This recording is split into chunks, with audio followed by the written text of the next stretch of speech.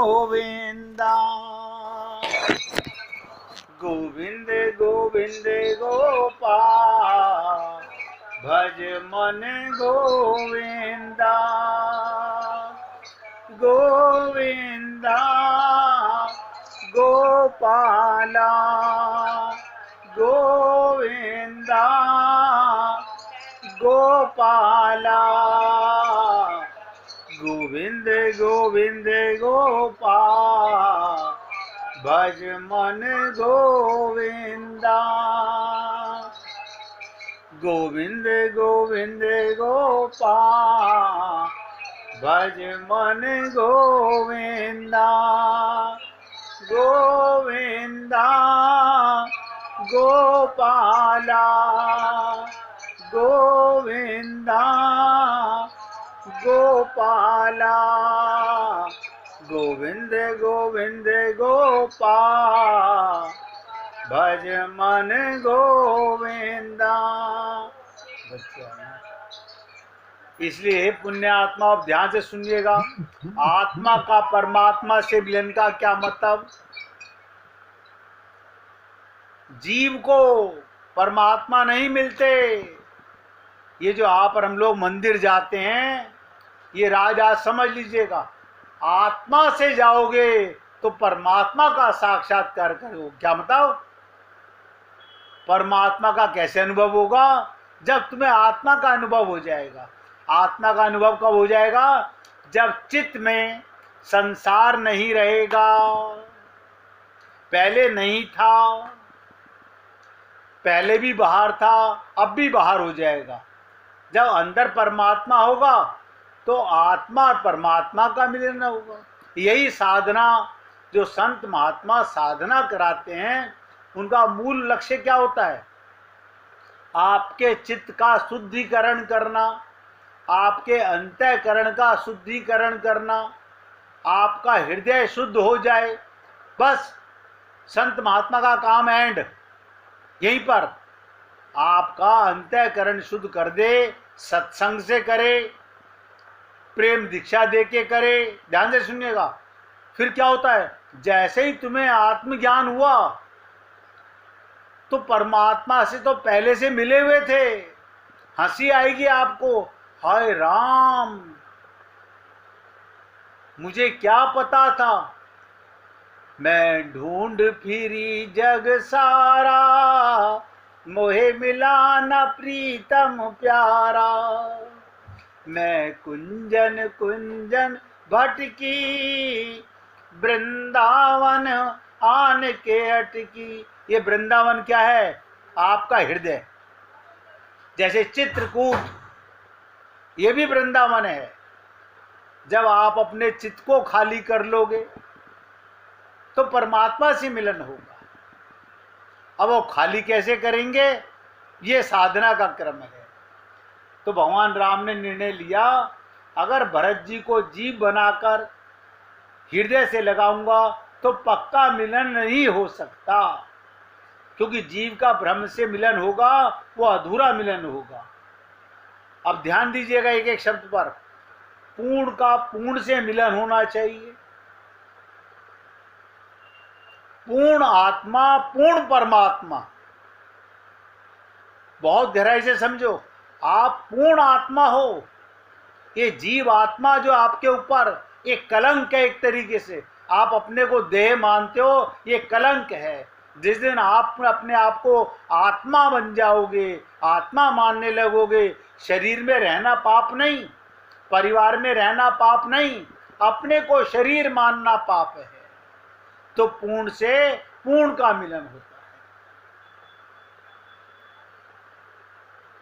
यहां पर यही मैं आपको बताना चाह रहा था कि आज बहुत इंपॉर्टेंट है, क्योंकि इससे आगे अब ये समाप्ति की तरफ चल रहा है। समझ लीजिएगा, आज से सत्संग, मानसिक चिकित्सा का, मन के रोगों का पूर्ण समाप्ति की ओर है। जो यहाँ से आत्मा बनकर के आगे बढ़ेगा वो परमात्मा के मिलन तक पहुंचेगा, और जो अपने आपको देह बनकर वो मंदिर तक तो जाएगा, परमात्मा तक नहीं जाएगा।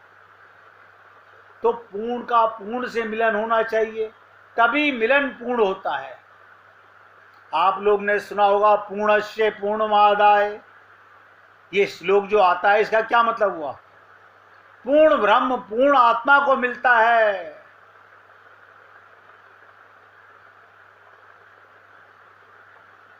कितने मंदिरों में गए आप हम लोग? अनंत मंदिरों में भरे बाबा, हर मोहल्ले गली में मंदिर ही मंदिर है। पहले चांदनी चौक के अंदर एक गली थी, आजकल तो वो कपड़े की मार्केट बन गई है, उसमें हर घर में मंदिर था, हर घर में मंदिर था। और मूर्तियां तो लोगों ने अंदर कर ली, वो सब बाहर दुकानें बना ली। तो पूर्ण का पूर्ण से मिलन होना चाहिए, तभी मिलन पूर्ण होगा। इसलिए भगवान राम निर्णय कर लेते हैं, पहले भरत को राम बनाना है, यानी आत्मा बनाना है। एक एक शब्द ध्यान दो। संत महात्मा क्या करते हैं? बस इतना सा काम करते हैं, हमें आत्मा बना देते हैं, जीव हटा देते हैं, शरीर से अलग कर देते हैं, आपका चित्त शुद्ध कर देते हैं, वृंदावन बना देते हैं। आपके हृदय को वृंदावन बनाना है, आपके हृदय को चित्रकूट बनाना है। आप कहेंगे बड़ी विचित्र बात सुनने को मिल रही है, क्या मैं फिर स्त्री नहीं रहूंगी ना? आप मुझे बताइए, फिर स्त्री का क्या करोगे? जब आप आत्मा बन गए, पूर्ण परमात्मा से मिलना चाहते हो या संसार से मिलना चाहते हो? शरीर में ही रहोगे। एक एक शब्द ध्यान देना। जैसे आप और हम लोगों को नाम का पक्का ज्ञान हो गया, मेरा नाम अशोक, मेरा नाम राजकुमार, मेरा नाम ए, मेरा नाम बी, मेरा नाम सी, ऐसे आपको पूर्ण ज्ञान होगा, मैं आत्मा, ना मैं शरीर, ना मैं नाम। ये तो आइडेंटिफिकेशन आपके शरीर की है, आपकी आइडेंटिटी नहीं है। ये तो आपके शरीर की आइडेंटिटी है। ये आधार कार्ड में, पैन कार्ड में जो नाम और फोटो है वो शरीर के नाम हैं। तो पूर्ण का पूर्ण से मिलन होगा, तभी मिलन पूर्ण होगा। इसलिए भगवान निर्णय कर लेते हैं, पहले भरत को राम बनाना है। ऐसे ही संत महात्मा क्या कहते हैं? हमारे गुरुदेव कहा करते थे, संत महात्मा प्रेम दीक्षा कब देते हैं? कब देते हैं? जब वो साधना में सफल हो जाता है, जब वो शरीर से अलग मन की तरंग मरने लगती है, वो एकाग्र हो जाता है, पूर्ण शरणागति में हो जाता है। ये गुरु को पता चल जाता है। ये भी आपको राज बता रहा हूं, हमारे गुरुओं को हमारा ज्ञान हो जाता है, हम पूर्ण शरणागति में हुए या भी भटकाव में हैं। देखिए राजकुमार जी ने 3 दिन पहले बड़ी सुंदर बात कही, हम 2 नाव में सवार हैं, क्योंकि एक नाव तो हमें नजर आ रही है, तो शरीर का सुख तो हमें मिल रहा है, ये तो हमें दिख रहा है, इसे कैसे छोड़ दें? तो यही गुरु का यही साधना है कि हमें किसी प्रकार से पूर्ण बनाने के लिए क्या बनाएगा? आपके चित्त को वृंदावन बनाएगा, आपके चित्त को चित्रकूट बनाएगा। चित्रकूट में कौन मिलेंगे? राम सीता लखन मिलेंगे। और वृंदावन में कौन मिलेंगे? राधा कृष्ण और उनके भक्त मिलेंगे, आप ही के चित्त में मिलेंगे। तो पहले तो भरत को राम बनाना है, और उसके बाद भरत भरत ना रह जाएगा। अब आप लोग समझने लगे होंगे, फिर ये शरीर शरीर नहीं रह जाएगा, भरत भरत ना रह जाएगा, ना राम राम रह जाएगा। सारी उपाधियां मिटकर मिलन हो तो उसकी पराकाष्ठा क्या? ध्यान दीजिएगा, प्रेम हो जाएगा। आपसे बहुत बार निवेदन किया, आज ये राज सामने खोल रहा हूं कि प्रेम गलियति साकरी तामे दो न समाये। ये जो संसार में प्रेम है वो स्त्री पुरुष का प्रेम है। अगर आत्मा मानकर के प्रेम है, परमात्मा मानकर के प्रेम है, तो क्या होता है, एक मिट जाता है। जैसे गंगा सागर में जाकर अपना स्वरूप त्याग देती है, ऐसे ही रास के अंदर, प्रेम के अंदर हमें ये जो संत महात्मा लोग सुनाते हैं ना रास की बातें, अब मैं कोई ऐसा शब्द नहीं बोलना चाहता किसी के लिए, रास का मतलब है रसो वही सहा, जो बोरा डूबन डरा रहा किनारे बैठ। जो मिटने से डरेगा वो रास का आनंद नहीं ले पाएगा। सुखदेव परमहंस ने परीक्षित को रास नहीं सुनाया। क्यों? परीक्षित बार बार बुद्धि लगा रहा था।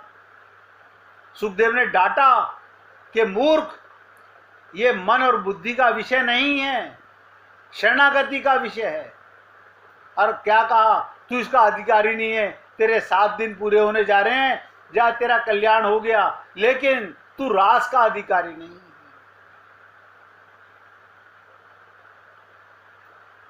तो क्या कहा, ना राम राम रह जाएगा और ना भरत भरत रह जाएगा, सारी उपाधियां मिट जाएंगी, बूंद सागर में समा जाएगी, सागर बूंद को अपने में ग्रहण कर लेगा। जो सदा अपने नित्य स्वरूप में रहता है, ध्यान से सुनो, जो सदा अपने नित्य स्वरूप में रहता है, नित्य स्वरूप क्या है, आत्मा के स्वरूप में रहता है, कभी जीवन में सुख दुखी नहीं होता, उसे शरीर में रहते हुए आत्मज्ञान होता है, उसी का परम पद होता है। आत्मा को परमात्मा मिलेंगे, जीव आत्मा को परमात्मा नहीं मिलेंगे। ये जीव तो क्या है, जिसके अंदर 3 शरीर हैं, एक स्थूल शरीर है, एक सूक्ष्म शरीर है, एक कारण शरीर है। लेकिन आत्मा होता ही पूर्ण हो गया, अब पूर्ण परमात्मा से मिलन होगा। मैं तो यही चाहूंगा, आप सब पुण्य आत्मा इसी देह में परम पिता परमात्मा, पूर्ण परमात्मा को पूर्ण मन करके मिलो, तभी तो मजा है, तभी सत्संग का मजा है, तभी शरीर में आने का मजा है, तभी सीतारामाचार्य जी के छंद का मजा है, इस देह में हरि मिलते हैं, और तभी गुरु की शरणागति का मजा है, जो पूर्ण से पूर्ण को मिला दे। इसलिए मैंने कहा था गुरु तो केवल द्वार है। देखिए बीच में बोल रहा हूं, कल मीना जी भजन सुनाती सुनाती रह गई थी, उनका नेट चला गया था, तो उन्होंने कहा था बाद में अब मैं कल सुनाऊंगी। मैं आपको 5-7 मिनट पहले बता रहा हूं मीना जी, आप अपना भजन निकाल के रखना। अब ध्यान से सुनिएगा, इतना तो आप समझ गए, सबने सुना होगा अब तक रामचरितमानस में कि भरत जी अयोध्या से चले और चित्रकूट की यात्रा चली। तो ये साधना है।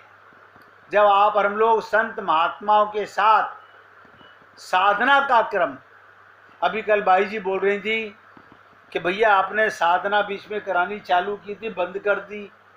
मैंने कहा जब कुछ लोग अटेंड कर पाते हैं, कुछ लोग अटेंड नहीं कर पाते, तो मुझे थोड़ा दुख होता है कि देखो ऐसी साधना का क्या फायदा जिसमें सब एकाग्र होकर के, यानी मन इधर उधर भटकता रहे, फिर साधना किस बात की। कभी मौका पड़ेगा वो साधना भी करेंगे जो आपके चित्त को चित्रकूट बना दे, आपके हृदय को वृंदावन बना दे।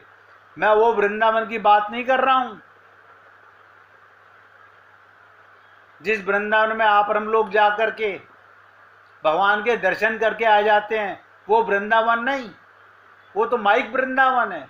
दिव्य वृंदावन कुछ और है।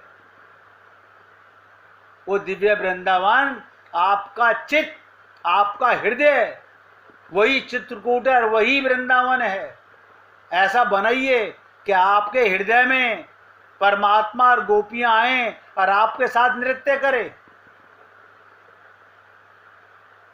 तब आपको आनंद आएगा। तो भरत जी की यात्रा हर्ष और विषाद के साथ आरंभ होती है।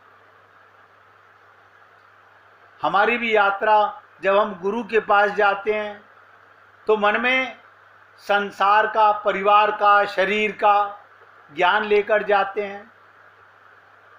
शरीर के सुख दुखों को लेकर जाते हैं, परिवार के सुख दुखों को लेकर जाते हैं। आप देख लीजिए, कोई भी आपको 99.99% लोग मंदिरों में जाने वाले, 99.99% बोल रहा हूं मैं, 100% नहीं बोल रहा हूं, वो सब शरीर से जाने वाले, मूर्ति का दर्शन करके आने वाले होते हैं। लेकिन कोई 0.1% परमात्मा से मिलन के लिए जाता है।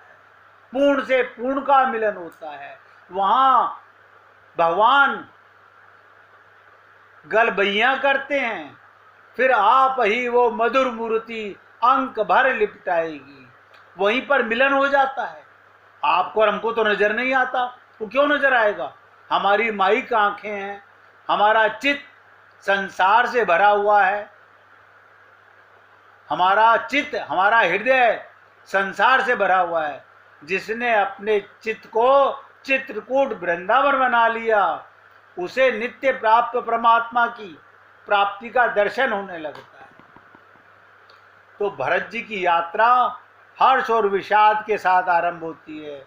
आप और हम लोग भी जब इस मानसिक चिकित्सा पर सत्संग की यात्रा में आए थे तो हमारे मन में भी हर्ष और विषाद था, लेकिन ये रहना नहीं चाहिए।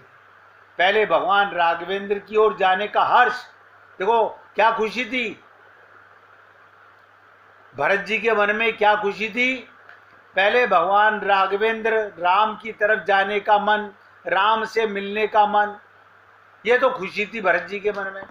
और कैकेयी के कर्मों का विषाद कि मेरी मां ने ही मेरे प्रीतम परमात्मा को वन में भेज दिया, मेरे से दूर कर दिया। ये कैकेयी कौन? कि माया महाठगनी हम जानी। आप और हम लोग माया के स्वरूप को नहीं समझ सकते। माया दो प्रकार के कार्य करती है। माया पहले भगवान की शक्ति पाकर जीव को परीक्षा लेती रहती है, संसार की तरफ प्रलोभित करती रहती है, संसार का इंद्रियों का सुख दिलाती रहती है, परिवार के अंदर ममता मोह आसक्ति कराती रहती है। लेकिन जैसे ये जीव किसी गुरु की शरणागति करता है, एक एक शब्द पे ध्यान देना, उसी समय माया दूसरा कार्य करने लगती है। अगर शरणागति पक्की है, शरणागति सच्ची है, तो माया क्या काम करती है? अब यही माया, भगवान ने कहा था ना, देवी ईशा गुणवई मम माया, मेरी माया है। ये माई कार्य करती है, माया में लिप्त करती है। और जैसे ही गुरु की शरणागति होती है तो भगवान की शरणागति तक जाने के लिए अब माया संसार से मन हटवाने लगती है। आपके मन में धीरे धीरे संसार से अलगाव होने लगेगा। रिश्तेदारों के पास आप कब जाओगे, कब मिलोगे? जब बहुत कोई सेवा का कार्य है, तभी बातें करोगे, वरना आपका मन करेगा, मन चंगा कटौती में गंगा। आज किसी का फोन नहीं आया, all right, no news is a good news, वरना मन भटकता है, उसका फोन नहीं आया, आज उसका फोन नहीं आया। ये हमारा मन भटकाव में है। इसलिए कैकेयी के कर्मों का विषाद परंतु भरत जी के जीवन में हर्ष और विषाद का कितना सुंदर सदुपयोग होगा, इसकी चर्चा अब हम कल करेंगे। आज जो आपके साथ किया है ये भी एक दिन में समझ नहीं आएगा, इसकी चर्चा भी मेरे को कल दोबारा करनी पड़ेगी। मीना जी आप भजन सुना रही हैं?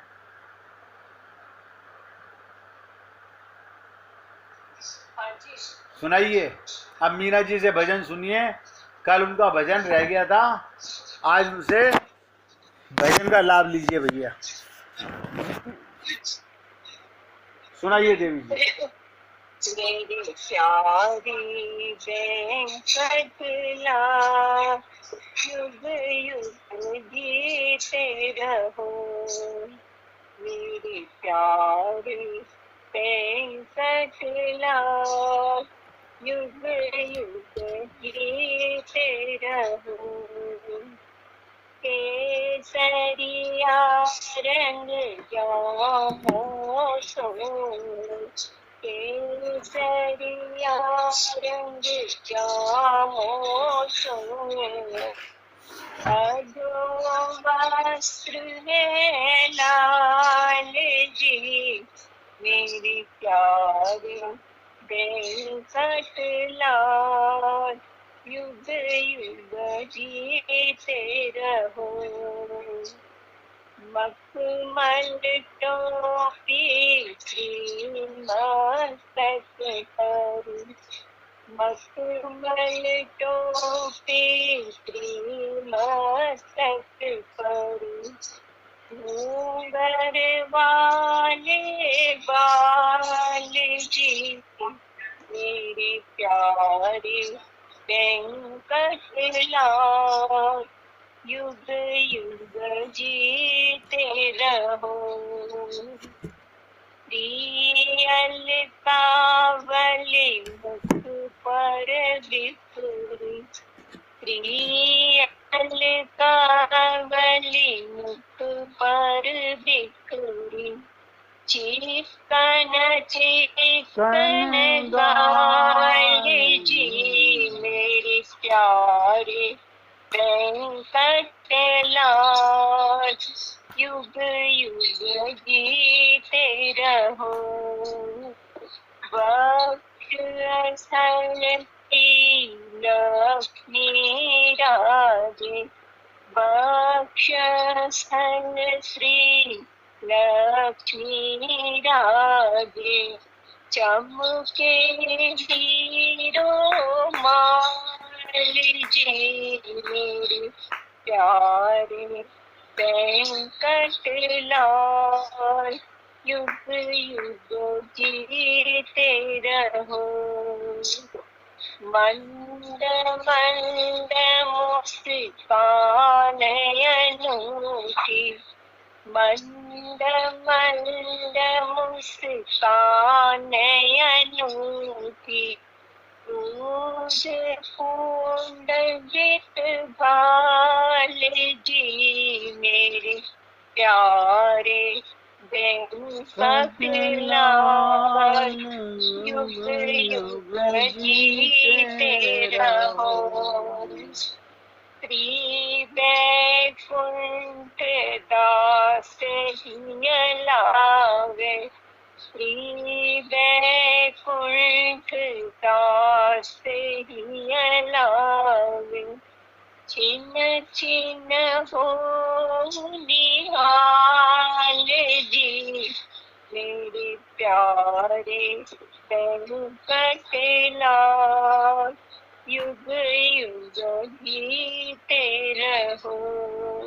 मेरे प्यारे वेंकटलाल युग युग जीते रहो। बोलिए वृंदावन बिहारी लाल की जय। जय जय श्री राधे, जय जय श्री राधे। बोलिए लाल जी का मंगल हो, सभी सभी भक्तों का मंगल हो। सबको राधे राधे भैया, सबको राधे राधे भाई, राधे राधे, राधे राधे जी, राधे राधे।